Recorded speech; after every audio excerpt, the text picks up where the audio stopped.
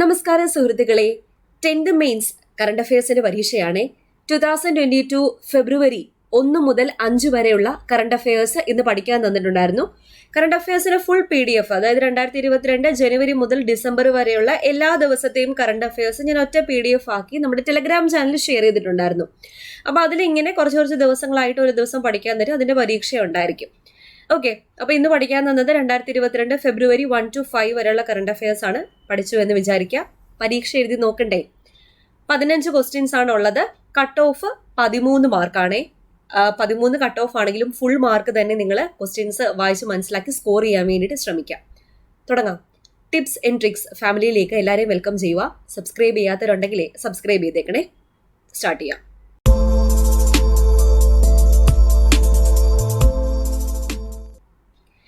Tenth mains 2022 February 1 to 5 current affairs exam. ആദ്യത്തെ ചോദ്യം, Indian coast guard ദിനമായി ആചരിക്കുന്നത് എന്നാണ്? ഫെബ്രുവരി 1, ഫെബ്രുവരി 2, ഫെബ്രുവരി 3, ഫെബ്രുവരി 4. ഉത്തരം എഴുതിക്കോളൂ.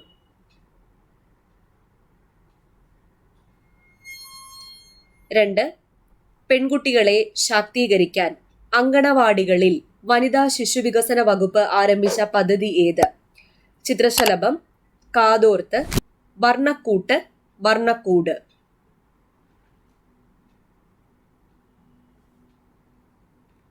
3, ഇന്റർനാഷണൽ വേൾഡ് ഗെയിംസ് അസോസിയേഷന്റെ world games athletes of the year 2021 പുരസ്കാരം ലഭിച്ച വ്യക്തി ആരാണ്? Neeraj Chopra, PR Sreejesh, PV Sindhu, Smriti Mandhana.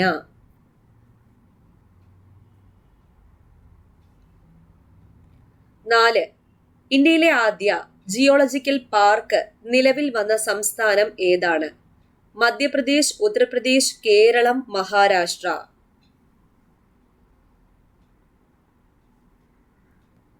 5, fearless governance എന്ന പുസ്തകം രചിച്ച വ്യക്തി ആരാണ്? Shivshankar, Chetan Bhagat, justice Ranjan Gogoi, Kiran Bedi.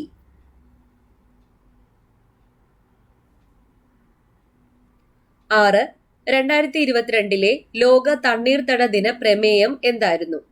Wetlands action for people and nature, wetlands and water, wetlands and biodiversity, wetlands and climate change.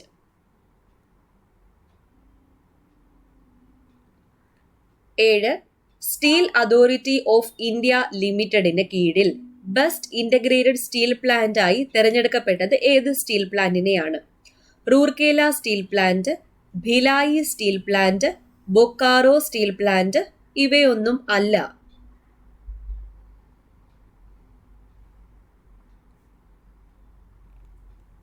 8, 2022 ഫെബ്രുവരി മാസം റംസാർ പട്ടികയിൽ ഉൾപ്പെടുത്തിയ ഹിജാഡിയ പക്ഷി സങ്കേതം ഏത് സംസ്ഥാനത്താണ്? ഹരിയാന, പഞ്ചാബ്, ഗുജറാത്ത്, രാജസ്ഥാൻ.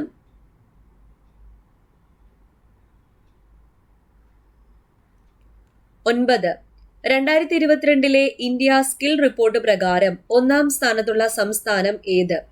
കേരളം, മധ്യപ്രദേശ്, ഛത്തീസ്ഗഡ്, മഹാരാഷ്ട്ര.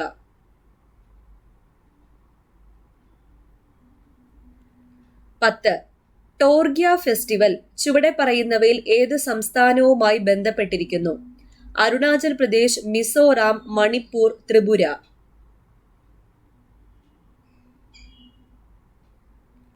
11, 24-ാമത് ശൈത്യകാല ഒളിമ്പിക്സിന് ഇന്ത്യയിൽ നിന്നും യോഗ്യത നേടിയ അത്ലറ്റ് ആരാണ്? PV സിന്ധു, അവാനി ലേഖര, ആരിഫ് ഖാൻ, നീരജ് ചോപ്ര.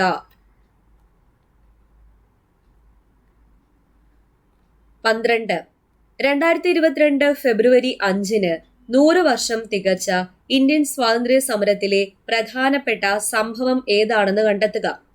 ജാലിയൻ വാലാബാഗ് കൂട്ടക്കൊല, ചൗരി ചൗര സംഭവം, ക്വിറ്റ് ഇന്ത്യ പ്രസ്ഥാനം, സിവിൽ നിയമലംഘന പ്രസ്ഥാനം. 13, യൂണിവേഴ്സിറ്റി ഗ്രാൻഡ് കമ്മീഷൻ ചെയർമാനായി നിയമിതനായ വ്യക്തി ആര്? Doctor M Jagadish Kumar, professor DP Singh, Hari Pratap Gautam, Ved Prakash.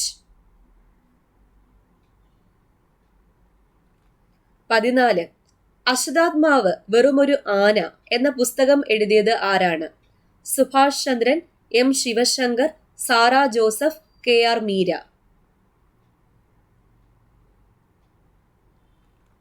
15. 2022 24ാമത് ശൈത്യകാല ഒളിമ്പിക്സിന്റെ വേദി എവിടെയായിരുന്നു?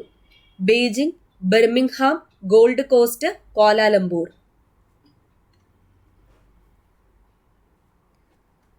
ഓക്കെ, ഇത്രയായിരുന്നേ 15 ചോദ്യങ്ങൾ. ഇനി നമുക്ക് ഉത്തരങ്ങളൊന്ന് നോക്കാം. ആദ്യത്തെ ചോദ്യം, ഇന്ത്യൻ കോസ്റ്റ് ഗാർഡ് ദിനമായി ആചരിക്കുന്നത് എന്നാണ്? ഇന്ത്യൻ കോസ്റ്റ് ഗാർഡ് ദിനമായി ആചരിക്കുന്നത് A. ഫെബ്രുവരി 1. ഫെബ്രുവരി 1. 2.